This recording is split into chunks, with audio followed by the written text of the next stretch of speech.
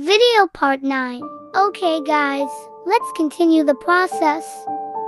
I started adding small roots to complete the details on the tree, and I covered the bottom with some thin pieces of rock.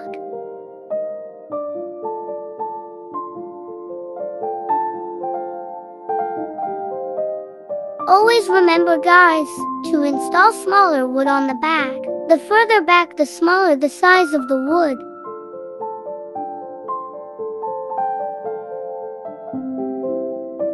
Look guys, the outline of this illustration exemplifies placing the smaller pieces of wood back to create a perspective effect.